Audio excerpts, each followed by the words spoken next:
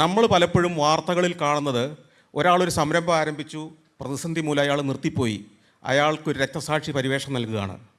അയാൾ നിർത്തിപ്പോയെങ്കിൽ അത് അയാളുടെ കുഴപ്പമാണ് എന്ന് ഞാൻ പറയും. അപ്പോൾ ഒരു നിയമം ഉണ്ടാക്കിയാൽ, നിങ്ങൾ കെട്ടിടം പണിയുമ്പോൾ നിരവധി ചട്ടങ്ങൾ ഉണ്ടാക്കുന്നുണ്ട്. മുകളിൽ വീഴുന്ന മഴവെള്ളം എങ്ങോട്ട് പോകണമെന്ന് വരെ നിങ്ങൾ ചട്ടങ്ങൾ ഉണ്ടാക്കിയിട്ടുണ്ട്. അതോടൊപ്പം നിൻ്റെ വീടിൻ്റെ അല്ലെ കെട്ടിടത്തിൻ്റെ, നീ പണിയാൻ പോകുന്ന കെട്ടിടത്തിൻ്റെ മുൻഭാഗം റോഡ് വരെയുള്ള ഭാഗം മനോഹരമായി സൗന്ദര്യവൽക്കരിച്ചിട്ടില്ലെങ്കിൽ അതിന് വർഷം തോറും ഇത്ര ഫൈൻ ഉണ്ടാകുമെന്നൊരു നിയമം കൂടെ ഉണ്ടാക്കിയാൽ ഓരോ മനുഷ്യനും അവനവൻ്റെ വീടിൻ്റെ മുൻഭാഗം വൃത്തിയാക്കിയിട്ടാൽ തന്നെ കേരളം മുഴുവൻ വൃത്തിയാവും. ലളിതമായ കാര്യങ്ങളിലൂടെ ഇച്ഛാശക്തി ഉണ്ടെങ്കിൽ ഈ പറഞ്ഞ പ്രശ്നങ്ങൾക്കെല്ലാം പരിഹാരം ഉണ്ടാക്കാൻ പറ്റും. കേരള നിയമസഭയുടെ ഇൻ്റർനാഷണൽ ലിറ്ററേച്ചർ ഫെസ്റ്റിവൽ നടന്നുകൊണ്ടിരിക്കുകയാണ്. കഴിഞ്ഞ ദിവസത്തെ സുപ്രധാന അതിഥികളിൽ ഒരാൾ സന്തോഷ് ജോർജ് കുളങ്ങരയായിരുന്നു. അദ്ദേഹത്തിൻ്റെ സെഷനിടെ അദ്ദേഹം ശ്രദ്ധേയമായ കുറച്ച് കാര്യങ്ങളെക്കുറിച്ച് സംസാരിച്ചു. കേരളത്തിൻ്റെ സംരംഭങ്ങളെക്കുറിച്ചാണ് അദ്ദേഹം സംസാരിച്ചത്. മാത്രമല്ല, ഒരു സംരംഭം പരാജയപ്പെടുമ്പോൾ അദ്ദേഹത്തെ, ആ സംരംഭകനെ രക്തസാക്ഷിയാക്കിയിട്ടാണ് സംസ്ഥാനത്ത് ചിലർ ചിത്രീകരിക്കുന്നത്. അത് ശരിയല്ലെന്നും അദ്ദേഹം പറയുന്നുണ്ട്. അത് എന്തുകൊണ്ടാണെന്നും അദ്ദേഹം വിശദീകരിക്കുന്നുണ്ട്. മാത്രമല്ല, ടൂറിസം രംഗത്ത് നേരിടുന്ന ചലഞ്ചുകളെക്കുറിച്ചും അദ്ദേഹം സംസാരിക്കുന്നുണ്ട്. അദ്ദേഹത്തിൻ്റെ വാക്കുകൾ നമുക്കൊന്ന് കേൾക്കാം. നമ്മുടെ ഈ വൃത്തിയെക്കുറിച്ചുള്ള സങ്കല്പം റീഡിഫൈൻ ചെയ്യേണ്ട സമയമായിട്ടുണ്ടെന്നുള്ളതാണ്. കാരണം നമ്മളെ സംബന്ധിച്ചിടത്തോളം വൃത്തി എന്ന് പറഞ്ഞാൽ 2 നേരം കുളിക്കുകയും കൃത്യമായി പല്ല് തേക്കുകയും ചെയ്യുന്നതാണ് വൃത്തി. എന്നാൽ വൃത്തി, ഇപ്പോൾ ഉദാഹരണം പറഞ്ഞാൽ,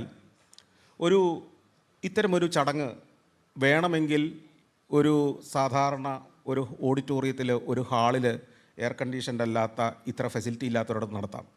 എന്നാൽ ഈ ഒരു ആംബിയൻസിൽ ഈ പരിപാടി നടത്തുമ്പോൾ നമ്മുടെ മനോഭാവം മാറുന്നു, നമ്മളുടെ വീക്ഷണം മാറുന്നു, നമ്മളുടെ ചിന്തകൾ വേറൊരു തലത്തിലേക്ക് ഉയരുന്നു. നമ്മൾ തന്നെ കുറച്ചുകൂടെ ഭേദപ്പെട്ട, കുറച്ചുകൂടെ നിലവാരമുള്ള ആളുകളാണെന്ന് നമുക്ക് തോന്നുന്നു നമ്മൾ ഈ ഹാളിലിരിക്കുമ്പോൾ. ഇല്ലേ? ഉണ്ട്. ഇവിടെ ഇരുന്ന് നിങ്ങൾ ആ സൈഡിലേക്ക് തുപ്പണം എന്ന് തോന്നുന്നില്ല, അല്ലെങ്കിൽ കയ്യിലുള്ള ഒരു കടലാസ് കഷ്ണം ചുരുട്ടി നിലത്തിടണം എന്ന് തോന്നുന്നില്ല. കാരണം എന്താണ്? ഈ ആംബിയൻസ് നിങ്ങളിൽ ഒരു ഉണർവുണ്ടാക്കിയിട്ടുണ്ട്, നിങ്ങളിലൊരു ബോധ്യം ഉണ്ടാക്കിയിട്ടുണ്ട്. നിങ്ങളിരിക്കുന്നത് മികച്ചൊരു സ്ഥലത്താണ്, ഇവിടെ പെരുമാറേണ്ടതിന് ചില രീതികളുണ്ട്, ചില ചിട്ടകളുണ്ട് എന്ന്. ഞാൻ പലപ്പോഴും പറയും, നിങ്ങൾ ചാലയിലെ മാർക്കറ്റിൽ പോയി വാങ്ങുന്ന അതേ മത്സ്യം നിങ്ങൾക്ക് ലുലു മാളിൽ ചെന്നാലും കിട്ടും. എന്നാൽ ചാലയിലെ മാർക്കറ്റിലേക്ക് നിങ്ങൾ ചെല്ലുമ്പോൾ, ചാലയിലെ മാർക്കറ്റിൽ ഇപ്പോൾ മീനുണ്ടോ എന്ന് എനിക്കറിയില്ല കേട്ടോ, ഞാൻ പോയിട്ട് കുറച്ചായി. 2 നിങ്ങൾ സംസാരിക്കുന്ന ശബ്ദത്തിൻ്റെ അളവ് വ്യത്യാസമാണ്. അവിടെ ധരിക്കുന്ന വസ്ത്രം വ്യത്യാസമുണ്ട്, അവിടെ പെരുമാറുന്ന രീതിക്ക് വ്യത്യാസമുണ്ട്. എന്താണ് ആ വ്യത്യാസം ഉണ്ടാക്കുന്നത്? ഒരാംബിയൻസ് നമ്മുടെ സ്വഭാവത്തെ മാറ്റുന്നുണ്ട്. ഇല്ലേ? കൊച്ചി മെട്രോയിൽ നിങ്ങൾ യാത്ര ചെയ്യുമ്പോൾ KSRTC ബസ് യാത്ര ചെയ്യുന്ന മനോഭാവത്തിലല്ല യാത്ര ചെയ്യുന്നത്. കൊച്ചിയിലെ വാട്ടർ മെട്രോയിൽ നിങ്ങൾ യാത്ര ചെയ്യുമ്പോൾ നിങ്ങളതിൽ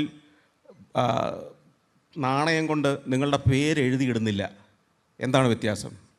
അപ്പോൾ ആംബിയൻസ് നന്നാക്കുക എന്നുള്ളത് വളരെ പ്രധാനപ്പെട്ട ഒരു കാര്യമാണെന്ന് ഞാൻ വിശ്വസിക്കുന്നു. ആംബിയൻസ് നന്നാക്കാൻ ആര് മുന്നിട്ടിറങ്ങും എന്നുള്ളതാണ് ചോദ്യം. ആംബിയൻസ് നന്നാക്കാൻ ആർക്കും മുന്നിട്ടിറങ്ങാമെന്നുള്ളൊരു സ്ഥിതി ഉണ്ടാവണം. അതായത് നിയമങ്ങൾ പരിഷ്കരിക്കേണ്ട സമയം കഴിഞ്ഞു. കേരളത്തിലെ നമ്മൾ ഹൈവേകളിലൂടെ സഞ്ചരിക്കുമ്പോൾ, റോഡുകളിലൂടെ സഞ്ചരിക്കുമ്പോൾ, ഈ റോഡിൻ്റെ എല്ലാം വശങ്ങളിലേക്കാണ് നമ്മൾ ആദ്യം നോക്കുന്നത് വൃത്തിയുണ്ടോ എന്ന്. വിദേശത്ത് നിന്ന് ഒരാൾ ആദ്യം കാണുന്ന എയർപോർട്ടിൽ നിന്ന് നഗരത്തിലേക്ക് വരുമ്പോൾ റോഡ് വശങ്ങൾ കണ്ടിട്ടാണ് ഈ നാട്ടിലെ ജനങ്ങളുടെ സംസ്കാരം എന്തെന്ന് തിരിച്ചറിയുന്നത്. അത് വളരെ പ്രകടമാണ്. നിങ്ങൾ സഞ്ചാരം കാണുമ്പോൾ തന്നെ, ഒരു എയർപോർട്ടിൽ നിന്ന് ഞാനൊരു നഗരത്തിലേക്ക് യാത്ര ചെയ്യുമ്പോൾ നിരന്തരം ബാനറുകളും പോസ്റ്ററുകളും മാലിന്യ കൂമ്പാരങ്ങളും ഉള്ളൊരു കാഴ്ചയാണ് കാണുന്നതെങ്കിൽ ഇതൊരു നിലവാരം കെട്ട രാജ്യമാണെന്ന് നിങ്ങൾ തന്നെ തീരുമാനിക്കും. എന്നതുപോലെ തന്നെയാണ് നമ്മുടെ എയർപോർട്ടിൽ നിന്ന് നമ്മുടെ നഗരത്തിലേക്ക് യാത്ര ചെയ്യുമ്പോൾ ഒരു വിദേശി ആദ്യം ഈ രാജ്യത്തെ ജഡ്ജ് ചെയ്യുന്നത്. നമുക്കൊന്നറിയാം, ഈ വഴിയോരങ്ങളെല്ലാം, ആ വഴിയോരങ്ങളിലിരിക്കുന്ന സ്ഥാപനങ്ങളെല്ലാം ഏതെങ്കിലുമൊക്കെ ഒരു വ്യക്തിയുടേതാണ്. ആ ഓരോ വ്യക്തിയും സ്വന്തം സ്ഥാപനത്തിൻ്റെ, അല്ലെങ്കിൽ സ്വന്തം പുരയിടത്തിൻ്റെ, അല്ലെങ്കിൽ സ്വന്തം വീടിൻ്റെ മുൻഭാഗം വൃത്തിയാക്കിയിട്ടാൽ കേരളത്തിലെ എല്ലാ റോഡിൻ്റെയും വഴിയോരങ്ങൾ വൃത്തിയായിട്ടുണ്ടാവും. ഇല്ലേ? അപ്പോൾ ഒരു നിയമം ഉണ്ടാക്കിയാൽ, നിങ്ങൾ കെട്ടിടം പണിയുമ്പോൾ നിരവധി ചട്ടങ്ങൾ ഉണ്ടാക്കുന്നുണ്ട്. മുകളിൽ വീഴുന്ന മഴവെള്ളം എങ്ങോട്ട് പോകണമെന്ന് വരെ നിങ്ങൾ ചട്ടങ്ങൾ ഉണ്ടാക്കിയിട്ടുണ്ട്. അതോടൊപ്പം നിൻ്റെ വീടിൻ്റെ അല്ലെ കെട്ടിടത്തിൻ്റെ, നീ പണിയാൻ പോകുന്ന കെട്ടിടത്തിൻ്റെ മുൻഭാഗം റോഡ് വരെയുള്ള ഭാഗം മനോഹരമായി സൗന്ദര്യവൽക്കരിച്ചിട്ടില്ലെങ്കിൽ അതിന് വർഷം തോറും ഇത്ര ഫൈൻ ഉണ്ടാകുമെന്നൊരു നിയമം കൂടെ ഉണ്ടാക്കിയാൽ ഓരോ മനുഷ്യനും അവനവൻ്റെ വീടിൻ്റെ മുൻഭാഗം വൃത്തിയാക്കിയിട്ടാൽ തന്നെ കേരളം മുഴുവൻ വൃത്തിയാവും. ലളിതമായ കാര്യങ്ങളിലൂടെ ഇച്ഛാശക്തി ഉണ്ടെങ്കിൽ ഈ പറഞ്ഞ പ്രശ്നങ്ങൾക്കെല്ലാം പരിഹാരം ഉണ്ടാക്കാൻ പറ്റും. പിന്നെ വേറൊരു കാര്യം എന്താണ് ചോദിച്ചത് രണ്ടാമത്?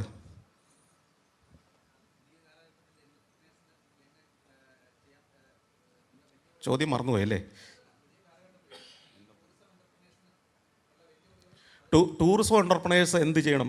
ടൂറിസം എന്നല്ല, ഏത് ഓണ്ടർപ്രണർ ആവണമെങ്കിലും നിങ്ങൾ ഇവിടെ ഇരിക്കുന്ന എല്ലാവരും പലപ്പോഴും വിചാരിക്കും ഞാനൊരു സംരംഭം തുടങ്ങിക്കളയാം, എൻ്റെ റിട്ടയർമെൻ്റ് ആകുകയാണ്, ഞാനൊരു ബിസിനസ് തുടങ്ങിയേക്കാം. അല്ല, നിങ്ങൾക്ക് പറ്റുന്നതല്ല. ഇതാണ് നമ്മുടെ തെറ്റിദ്ധാരണ.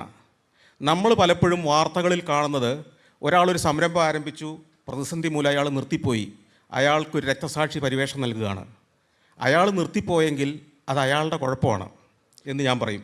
കാരണം എല്ലാവരും സംരംഭകനാകാൻ ജനിച്ചവരല്ല. സംരംഭകനാകാൻ വേണ്ട ചില സ്കില്ലുകളുണ്ട്, ചില വൈദഗ്ധ്യങ്ങളുണ്ട്, ചില മെയ്വഴക്കങ്ങളുണ്ട്, ചില തന്ത്രജ്ഞതയുണ്ട്.